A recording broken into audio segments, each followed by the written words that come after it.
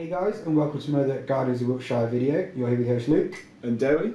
And this is another one of our series in Hero Spotlight, sorry. So yeah, you would have seen last week our call to war video about the Kingsguard host. And this week we're going to take a little bit more look at Gil-galad. Yeah, so as you would have seen, our the High Kingsguard had Gil-galad as the leader. So following on, like we did with the Garrison of Osgiliath video, we're going to look into Gil-galad and what he can bring to any elven force, or any force at all, to be honest. Yeah. First of all, that stat line. Well, we'll start with... It's good, but one thing. Yeah, one thing lets him down, but that's the very last thing you read as well. Yeah. So we'll go across, fight 9. Like, incredible. Strength 4, defense 7, 3 attacks, 3 wounds, courage 7, 3 might, 3 will, 1 fate. He does die, so that's kind of the rule. Yeah. Anyone who dies, 1 fate. Yeah. All in the nuke, there and back again. Thorin, Azog, Bog. All 1 fate. Because they die. Because they die. That's the rule. I'm pretty sure Feely and Keely have got 1 fate as well. Yeah, they have 1 fate to begin with anyway. But it's along the similar lines. Yeah. So yeah, straight away, fight 9. Nothing, no man-sized model matches him. Man-sized model. Topical. Yeah, even like we were saying in the Call to War video, even Smaug's only fight 8. Yeah. Only things that match him are Sauron, for obvious reasons. Yeah. And then the Balrog, which is fight 10. Pretty much. That is it. So yeah, he's going to be able to win 99% of the combats he's in. Win the majority of the fights. And he's already got his high heavy armour even. And then he's got Aeglos. Love Aeglos. Aeglos. The spear. Doesn't act as a normal spear. But, yes. But he gets +1 to his wounds. So it's kind of just a blade on the end of a sword, really. Yeah. A lance, but not on a... Yeah, basically. He just runs in and just... It's just Gil-galad, full speed, with this spear. So that makes a huge difference against enemy heroes, enemy troops. Yeah. He's going to be killing on 4s, maybe even 3s. Oh, that's nasty.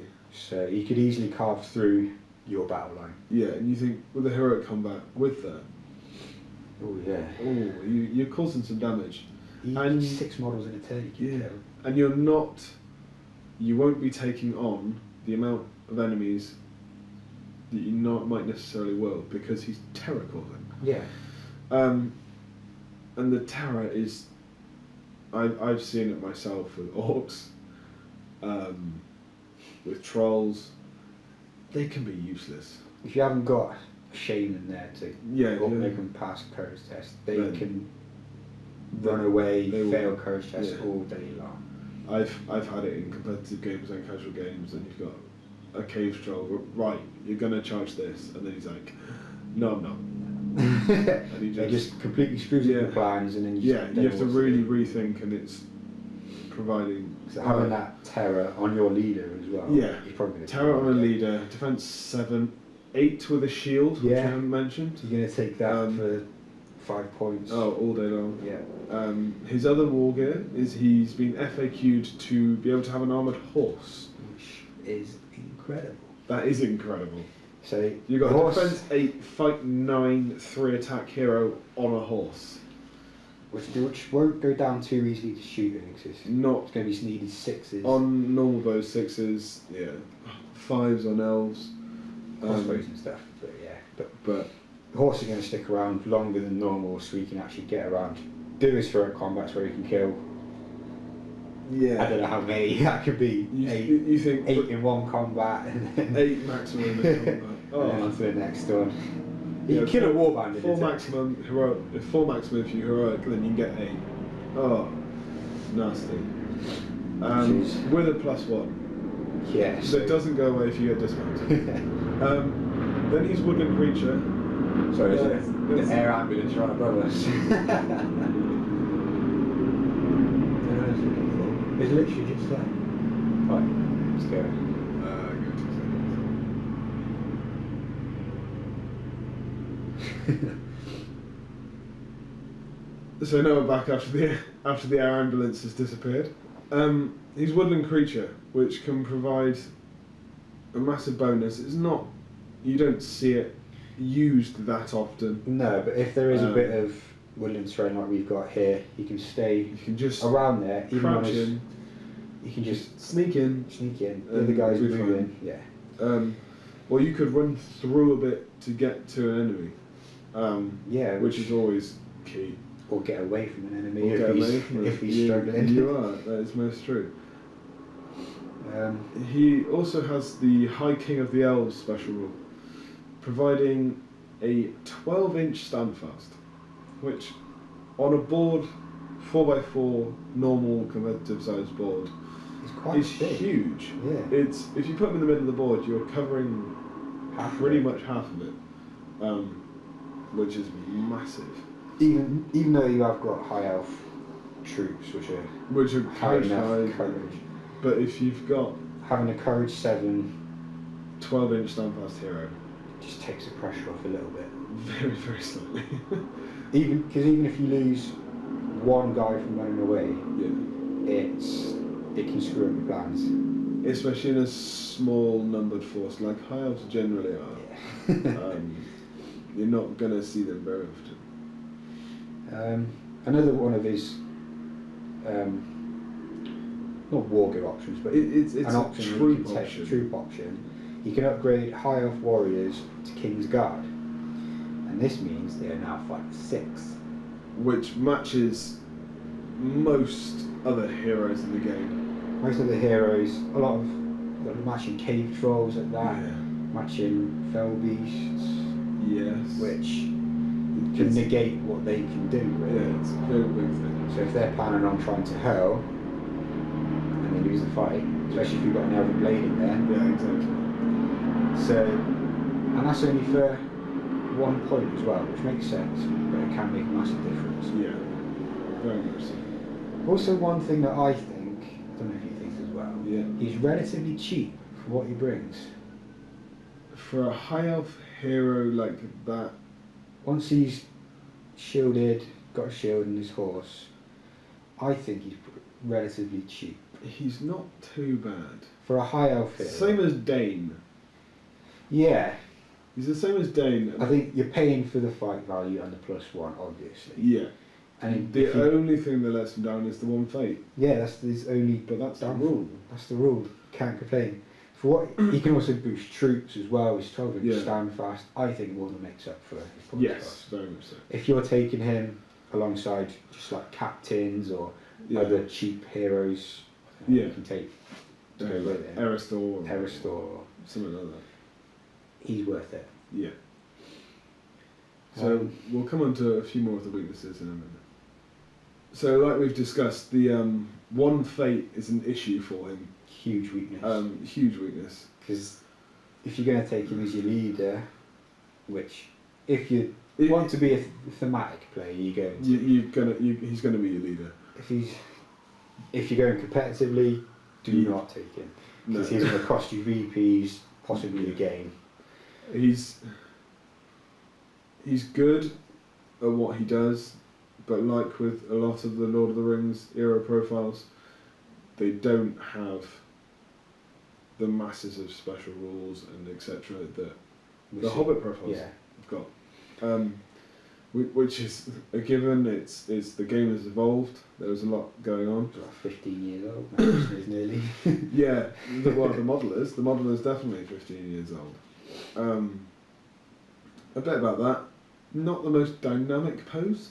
No, I mean, it's if you're trying to go dynamic, you flip it round, flip his spear round. How I'm actually trying to. Steve Crow's done that. Yeah, he's actually got a. He's got an dead orc on the bottom. And he's actually killing the orc like that's that. going straight through. This just looks like he's holding a banner that's lost his flag. He's blown away in the wind.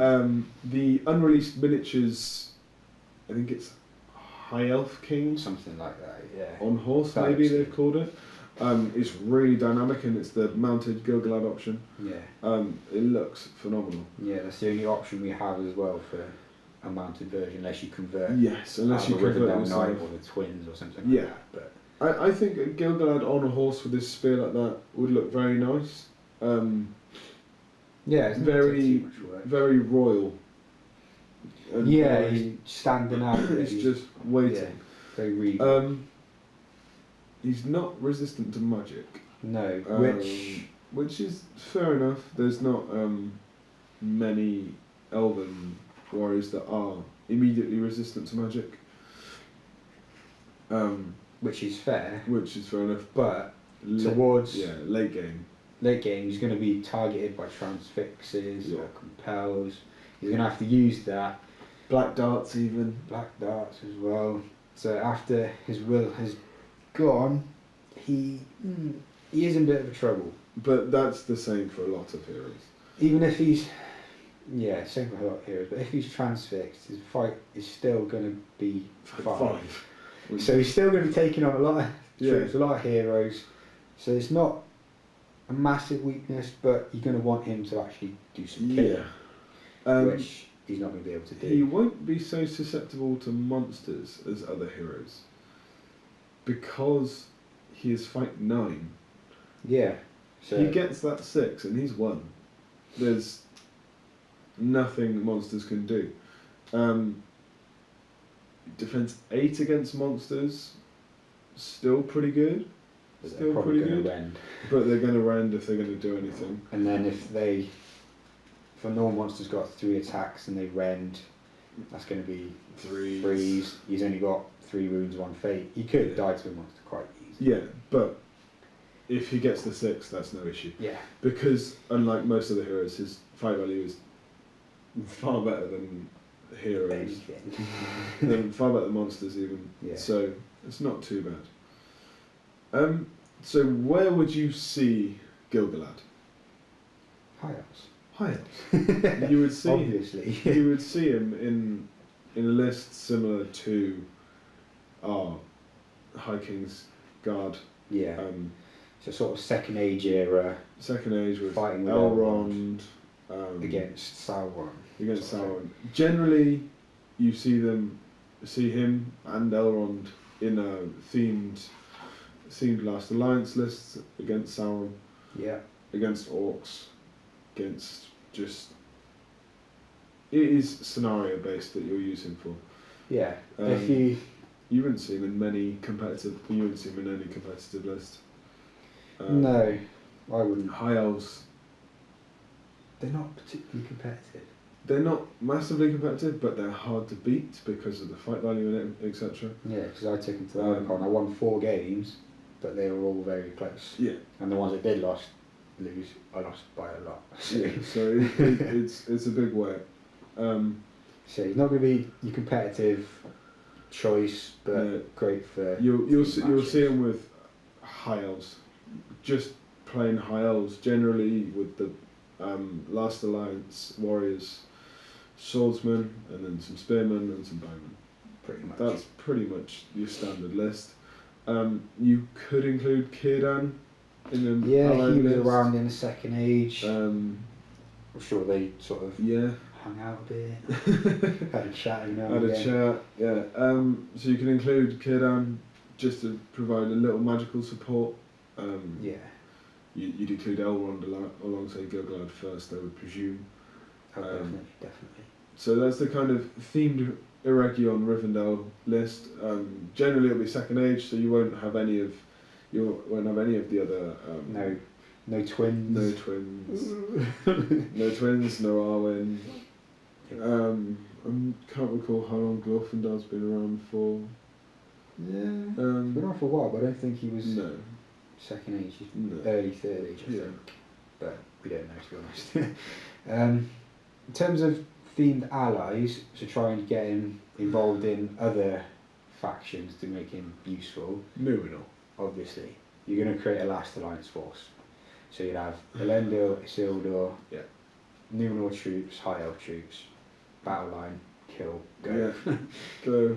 if you wanted to be slightly competitive, Numenor at the front, High Elves at the back. Yeah. A bit cheeky. A bit cheeky, but generally that's it. But yeah, you wouldn't do that. You'd go, right, here's my Numenor contingent, here's my High Elf contingent. Go. You go that way. Go forth. Go that way. Maybe, if you can think of it, Thranduil's dad, I cannot remember his name. No idea. But you'd have to make a model and make a profile. Yeah, or you include maybe a Thranduil equivalent. Possibly, that's true. I'm pretty sure he was there at the Battle of the Last Alliance. I remember hearing it. They're definitely the other day fighting. somewhere. Definitely fighting. So you could maybe include a bit of Mirkwood contingent, maybe. Bit of troop variety, but yeah. Yeah, not too much. So, but that's at a push. You're thinking. You're thinking. That's way outside the box. You're thinking Numenor. You're thinking lots of little men. Yeah, I think that's. But that's about all the allies that we can think of. Yeah. If you can think of anything else that Gil-galad's good at, that he's weak against, any themed lists, put them in the links below. Any allies, put them in the comments below. Yeah. I hope you've enjoyed this video. Yeah, that wraps up our second Hero Spotlight. Yeah, it wraps up our second section of our Two Sister series. Please comment, like, share and subscribe. And we'll see you soon.